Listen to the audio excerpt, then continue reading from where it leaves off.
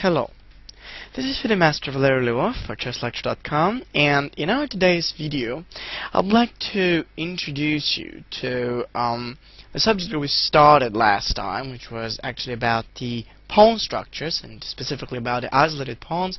Though I'd like to talk a little more about the weaknesses of the isolated pawn, and besides the fact that it can be used for an attack or it can be used to strengthen the position, how a certain player can actually exploit such kind of an isolated pawn, and essentially how to make sure that the control that it gives, like space, central control, more room for actions, and such similar and good possibilities, wouldn't be as important.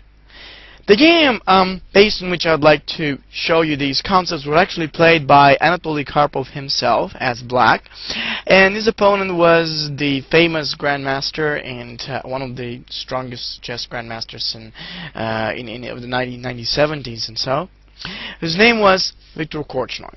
So the game was played between Korchnoi with white and Karpov was played between them in the World Championship match, Game 9 in Merano, 1981, where Karpov had to make his title defense, and he'd actually made it in his two matches against Korchnoi. But let's check this out and see what happened. First of all, white started with c4, the English opening, one of Karpov's most favorite openings. So he was good with it as white and against it as black. So he responded with e6. Usually e6 is an interesting way to meet the English, as it doesn't allow white to enter into the main type of positions of English opening. So pretty much if he plays now knight to c3, or he tries to do something similar, black has the ability to play d5. And as we can see, after c takes d5, e takes d5, we can have everything else, but not the English opening type of position. Why? Because if white tries g3, he could have tried that in the previous move as well. Black would do d4. And that's a very good way how, in fact, black can avoid playing the original English opening variation. In the game itself, white still played that, though he played d4, and the game transposed into the Queen's Gambit decline, which after bishop e7, knight f3, knight f6, black decided to turn into the modern Tartakova variation with h6, short castles, rook c1, and eventually d takes to c4. Playing with d takes to c is a nice looking move, though it gives away the control of the center to a certain extent. It helps black to acquire the d5 square, which will serve him potentially well for the knight. And on the other hand, another thing that he might want to do is going to be to try and fight for the e4 square as one to command, or not to command, but if white plays e4, eventually he can attack on this pawn later on. So d takes to c has its drawbacks, but it also has its important sides. After that, white play e3. Playing with a quick e4 is not something to prefer, as white center is not that well supported yet, and that's why he prefers to just keep it stable like that and make sure that later on from the e3 the pawn is going to get to play at the e4. Now he wants to take the pawn. That's his primary goal, and if that pawn fails, white will get the castle, prepare rook e1, and potentially go with e4. Alright, e3, c5, countering the center. That's a pretty good opportunity by black, and after c takes d, e takes d, black does knight c6. Maybe some of you will ask here, why doesn't white capture with the knight? I mean, knight takes d4 seems quite a good way to play. Next, he'd like to castle short, he'd like to bring out the queen to e2, rook d1, and it all seems very good. It probably would. The only problem is that if he tries to do this, black has a lot of ways to equalize. You can do a6, you can try e5 or even b5, and he's not really in a position to worry about any of white's pieces. So that's why whenever white wants to fight for advantage, he chooses to create an isolated pawn in himself, hoping that its qualities, like central control, more space, and possibilities, will be quite relevant as a whole. So after e takes d, black did knight c6, developing the knight up and adding pressure against d4 is quite good. White castled short, and then black chose to make knight h5. It was an amazing move, knight h5. Why do I say that this is such an important continuation? Well, one of the main reasons why I say that is because whenever a move like that is played, black is trying to exchange a piece, and this is one of those small reactions typical of Karpov's play and implying a deep understanding of the position in the center. Although unwilling to do so, white has no choice but to exchange the dark-squared bishops, limiting significantly his chances for active play on the king side or any attacking possibilities.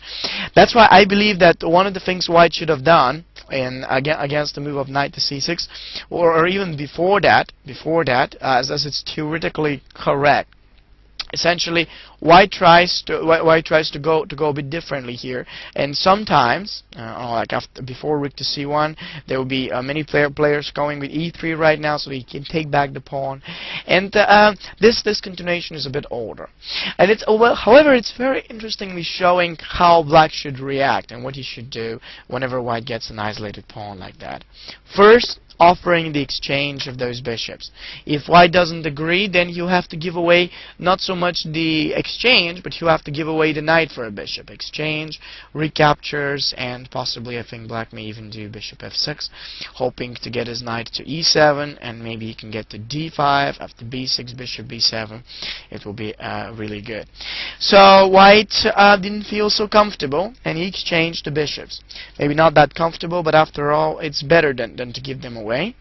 So, what do we do from that point? Well, we of course take with the knight, because that knight is now getting ready for the d5 square. Every possible exchange that we make when the opponent has a pawn weakness, like for example an isolated pawn, double pawns, or hanging pawns, doesn't matter really what is his actual weakness, we have to approach to the middle game, because when we get to the end game, the pawn weaknesses actually become most vulnerable, as they can be blockaded and consistently put under pressure. One of the major reasons why the endgames are better, as we can do that in the middle game as well, we can put pressure in the middle game, is that in the endgame, all that really matters at a first sight is the activity of the pieces. And when we manage to get that type of position, that middle game, the end game position, we're going to add all this pressure against the weakness, and therefore limit the opponent's activity, which leaves us with the most important feature in endgame, much better activity than our opponent. This is why every player who has to play against an isolated pawn or any other kind of a weakness must try to enter the endgame. So every little exchange is getting us one step closer to that stage. White played bishop b3, and I think that this is too tame to satisfy the urgent needs of white's position, actually. Well, when we see the whole game and look back at it, we must come to the conclusion that white's initial advantages totally disappeared already, and his wisest course was probably to play d5. That could have been a slightly better idea, leading to a possible exchange and equalizing. Of course, that's not something that he has to do, but I guess the objective evaluation of the position is that he cannot fight for anything more than that. Why? Where did he make the mistake? Well, as I mentioned, he did not play e3 when he needed to protect c4, and then he entered into a less perspective position with an isolated pawn. Now we know one more critical idea about the pawn weaknesses. Whenever we enter with an isolated pawn, we must have a good position or a situation that is ready to help our activity or help out our plan for attack. If our position is either too slow or too weak, too much backwards, then we'll never get that chance to fight for an initiative. And maybe d5 was better, which after e takes d, knight takes d, knight takes d, and possibly queen takes d would have left black with a very comfortable position in case of knight f4, or maybe he can play, I guess, well, there are many moves. Queen to b6 is also a fine idea. Oh no, actually the knight is hanging. Maybe we can defend it first, or like move it away. I would say knight f4 is okay.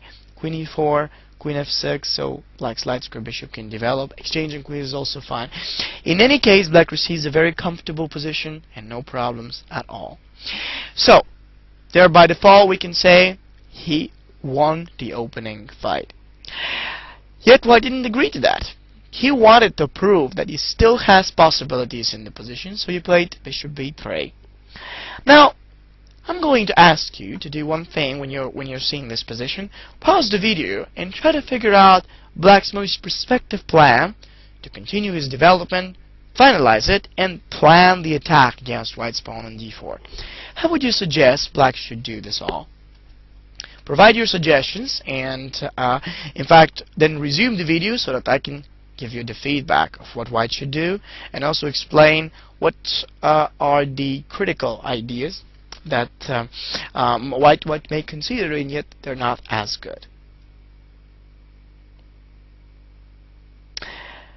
Well, first of all, when we talk about black, we see that he must finish the development of two very important pieces, the bishop and the queen. If that development isn't finished, the rooks can never get connected, and therefore he can never start any significant plan to attack against this d4 pawn. This is why we say that whenever we attack against an isolated pawn or any weakness, we must quickly develop our pieces so that we can use them to neutralize the opponent's activity, and at the same time make sure that we can attack against his against that weak spot. The d4 is obviously quite weak, and what black needs is to finalize his development kind of quick so that he can get the chance to attack this pawn in a more efficient way. The first move that he played was knight back f6. Any pieces that are behind, backwards, or standing like that must go back. Now by setting back the knight to the f6 square, he's getting the d5 critical spot under his command, so he'll always get a chance to control it and maybe even position a knight. Aaron Nimzovich, who was one of the most famous grandmasters of the past, used to say that whenever you see an isolated or island pawn, it will be a really good idea if you block it, because blockading such a pawn makes it impossible for your opponent to move it further, and when he can't move it, or as he can't move it, we can continue with moves like b6, bishop b7, and so on. It's a very important direction.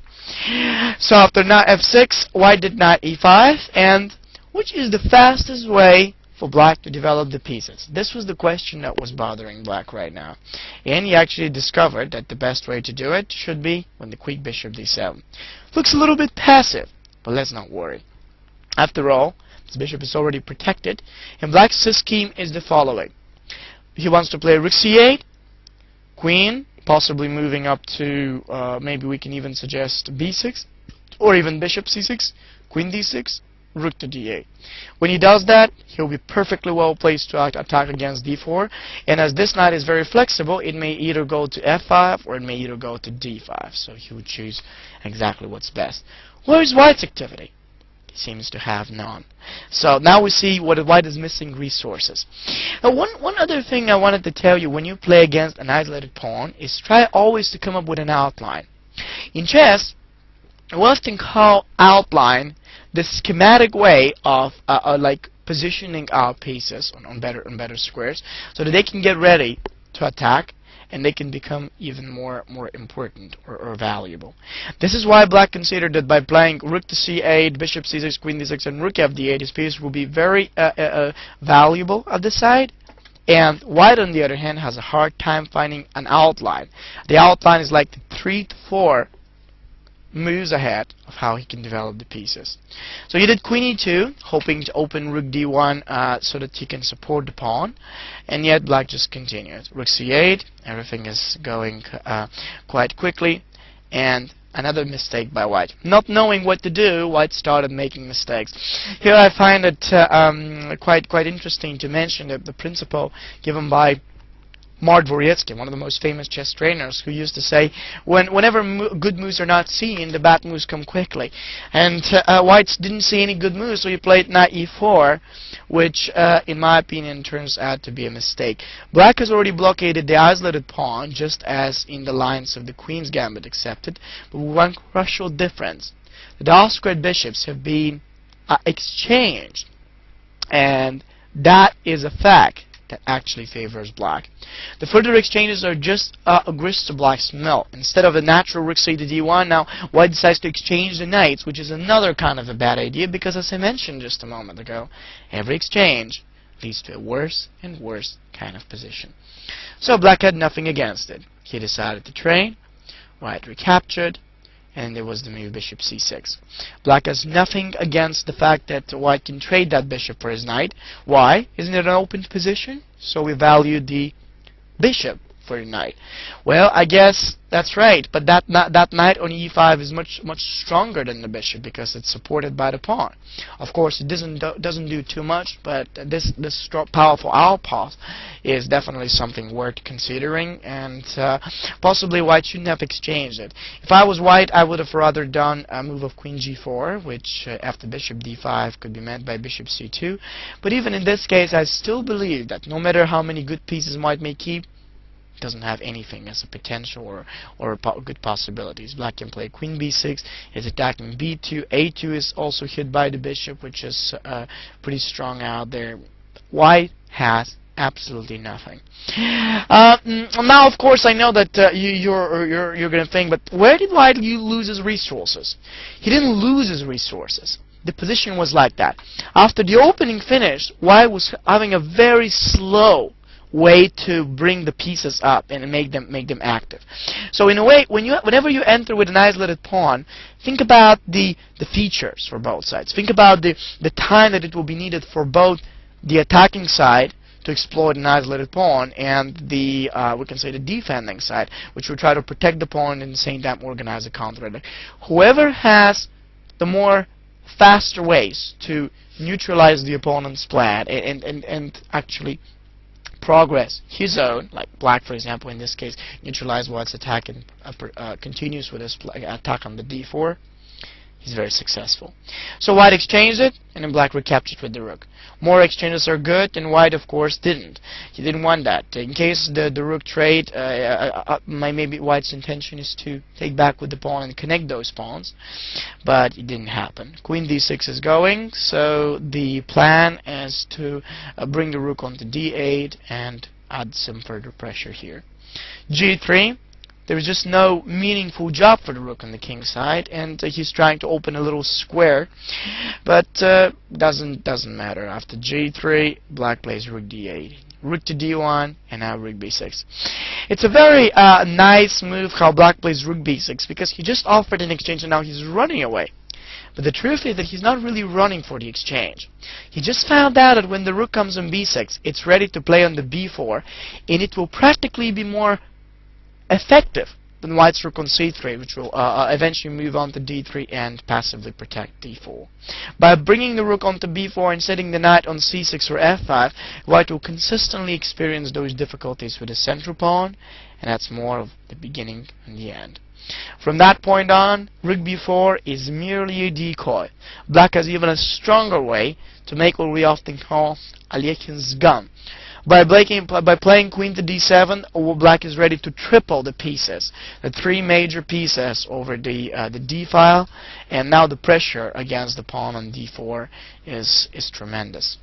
The next move after rook to d6 was queen e4, with an attempt to centralize the queen and make it stronger, but little by little, black is patiently taking away the life of white's intentions, if I can express myself like that.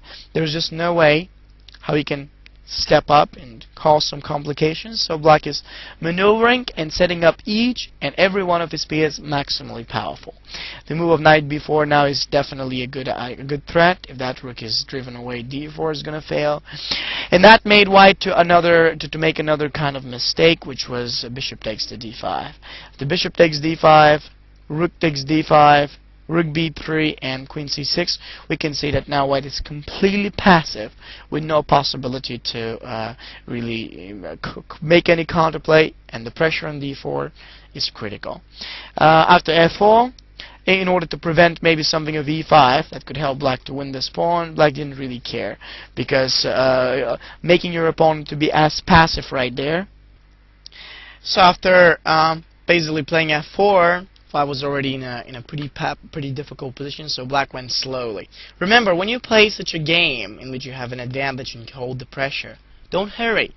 The worst thing to do is to start hurrying. No, you have to do it slowly, slowly and more painfully. That's how you really take away the intention of your opponent to fight. You know, it's more of a psychological effect. When he's in a bad position, he's giving always best. At the start, he's giving always best to really survive it. But as long as you keep him in that position more and more and more, his power just start to lose. And you know, in a 10 moves or something, he's a completely different player. You know, he's just very disturbed. He's desperate already. He's just playing so that he doesn't lose, and he doesn't even think about any new ideas or resources. So black started basics. This idea is, of course, to protect the pawn, but he's doing even something more. b5 next move, which keeps the pawn protected and restricts white. Little by little, he's making him to make other weaknesses, like after a4, he lost that pawn.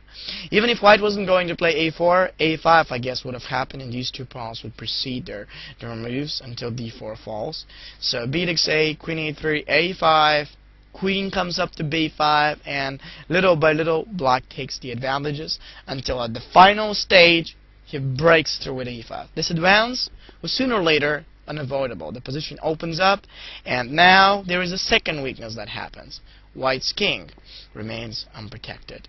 So after playing e5, when white exchanges, black recaptures, exploiting the fact that d4 is quite pinned, and when the queen comes back, he plays queen e8.